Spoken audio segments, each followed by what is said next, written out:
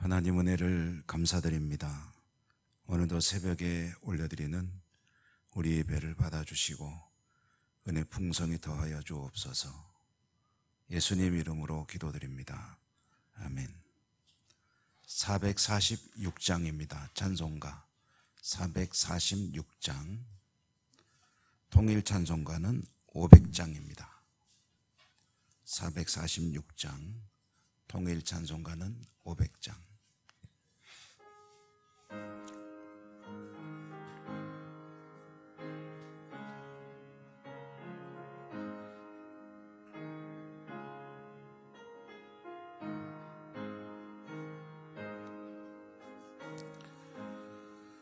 주 음성 외에는 참 기쁨 없도다. 날 사랑하신 주 늘 계시옵소서. 기쁘고 기쁘도다. 항상 기쁘도다. 나 주께 왔사오니 복 주옵소서. 나 주께 왔으니 복 주시옵소서. 주 함께 계시면 큰 시험이 기네. 기쁘고 기쁘도다. 항상 기쁘도다. 나 주께 왔사오니 복 주옵소서. 주 떠나가시면 내 생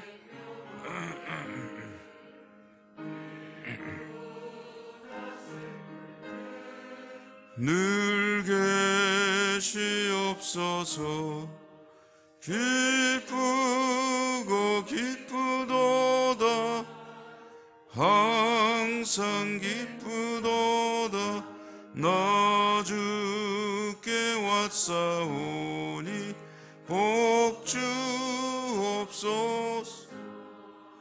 그 귀한 언약을 이루어 주시고 주 명령 따를 때 늘 계시옵소서.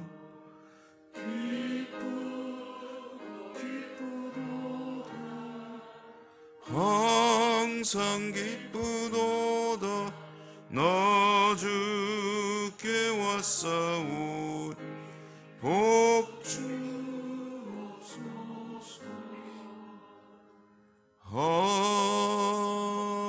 아멘. 잠언 3장 11절입니다. 잠언 3장 11절 26절까지입니다. 11절에서 26절까지 잠언 3장 11절. 내 아들아, 여호와의 징계를 경히 여기지 말라. 그 꾸지람을 싫어하지 말라.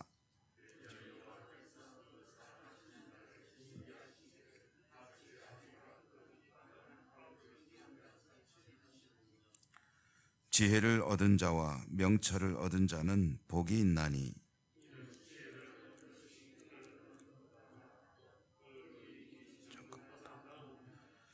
지혜는 진주보다 귀하니 내가 사모하는 모든 것으로도 이에 비교할 수 없도다.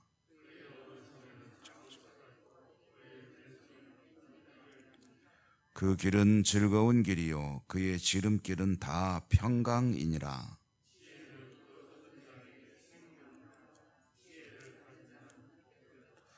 여호와께서는 지혜로 땅에 터를 놓으셨으며 명철로 하늘을 견고히 세우셨고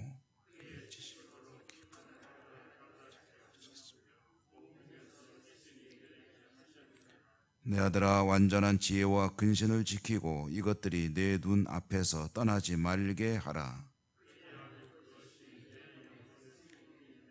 대목에 장식이 드린 내가 내게를 평안히 행하겠고 내 발이 거치지 아니하겠으며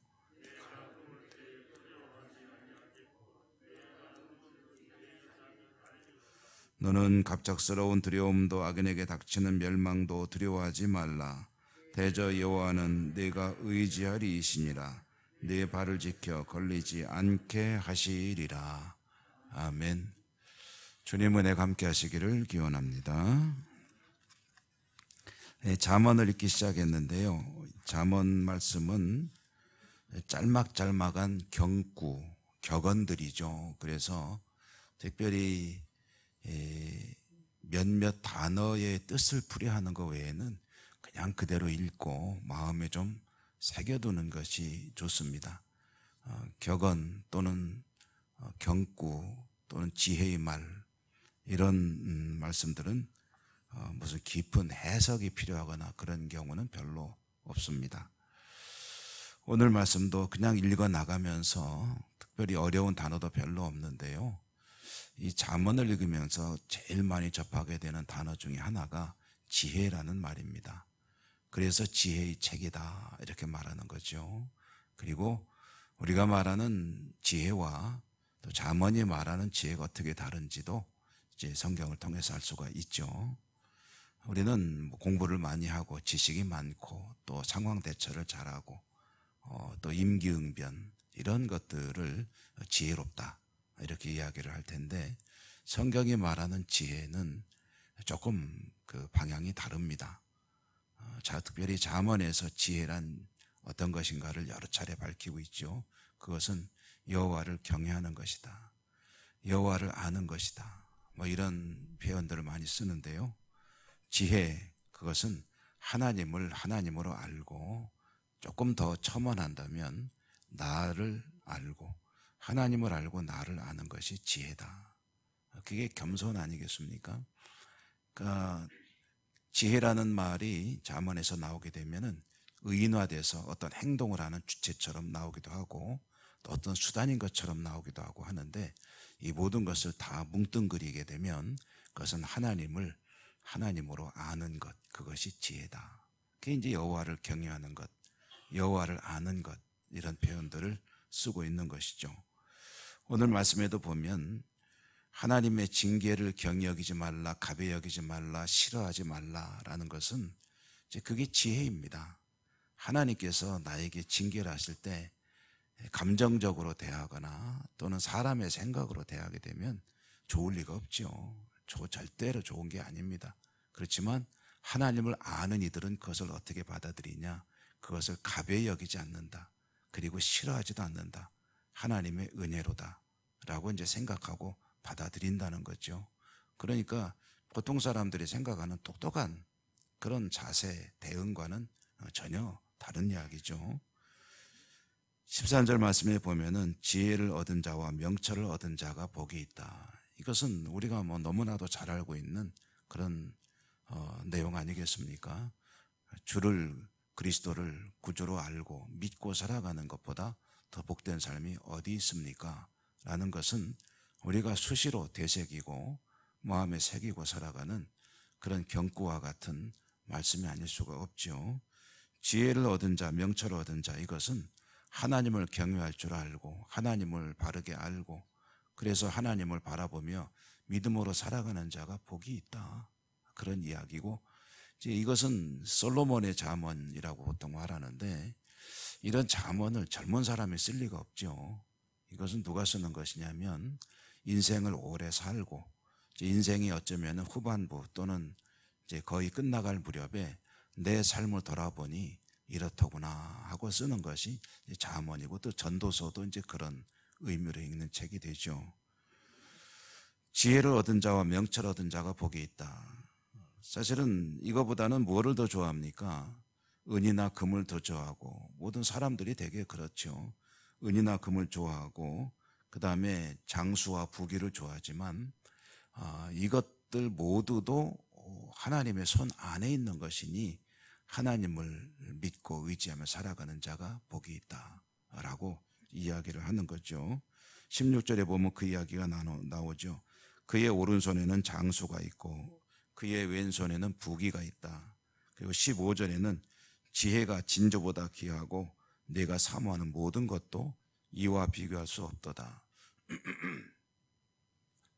그 어떤 대상을 우리는 참 좋아하죠. 뭐 예외가 없습니다. 모든 사람들은 진주를 좋아하고 은금을 좋아합니다.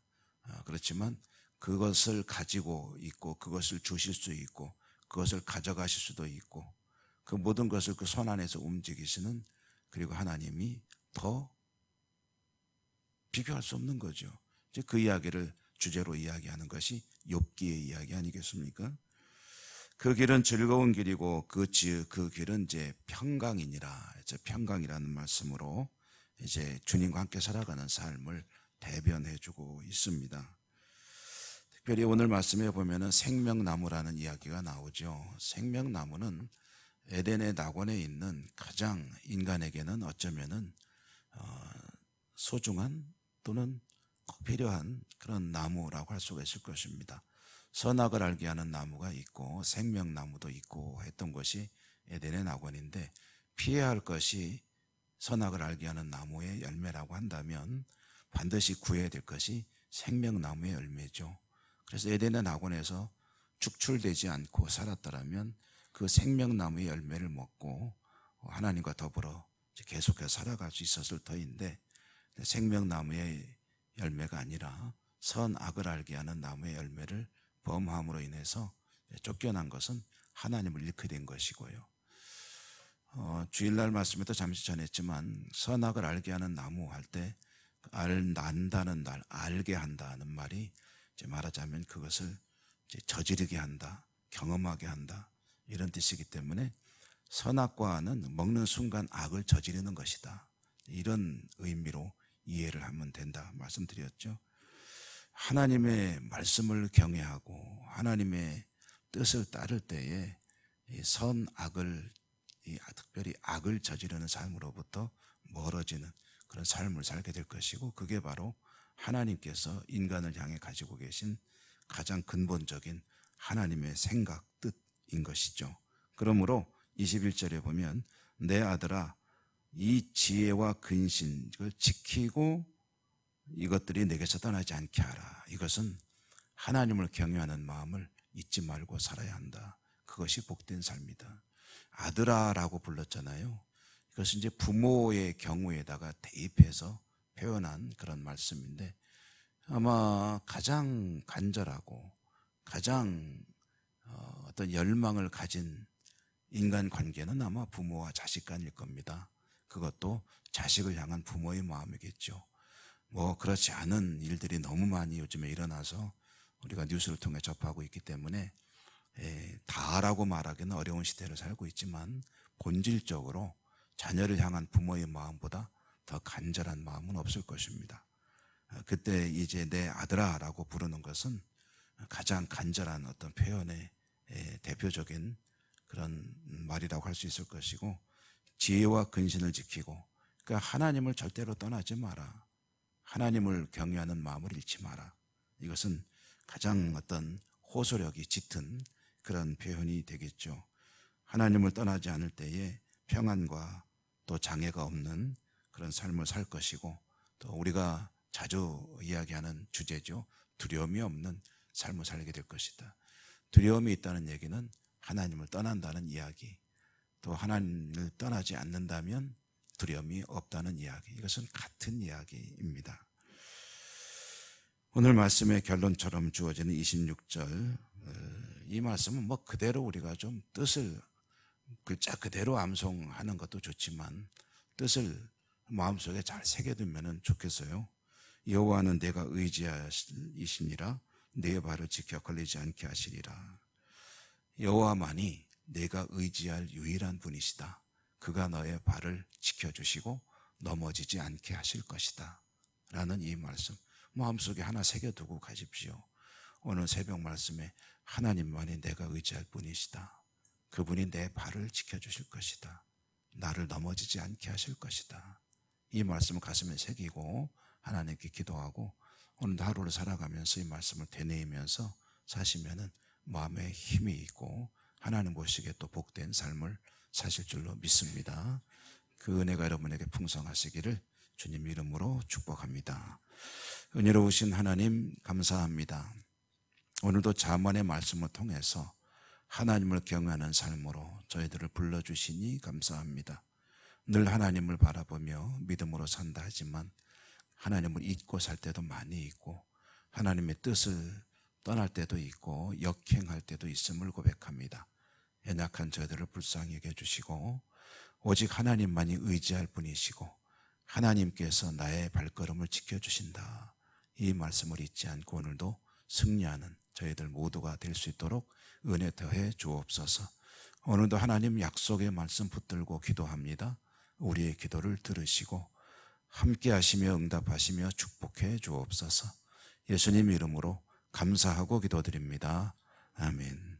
하늘에 계신 우리 아버지, 아버지의 이름을 거룩하게 하시며 아버지의 나라가 오게 하시며 아버지의 뜻이 하늘에서와 같이 땅에서도 이루어지게 하소서. 오늘 우리에게 일용할 양식을 주시고 우리가 우리에게 잘못한 사람을 용서하여 준 것 같이 우리 죄를 용서하여 주시고 우리를 시험에 빠지지 않게 하시고 악에서 구하소서.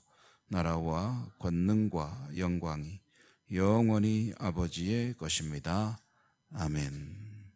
주신 말씀을 기억하시며 기도하시기 바랍니다. 여러분의 개인적인 소원 하나님께 하나하나 올려드리시기 바랍니다. 공동으로 기도하는 아픈 분들에 대한 기도를 비롯한 여러 가지 기도도 하나님께 함께 드려주시기 바라고요. 주여 한번 부르고 기도하겠습니다. 주여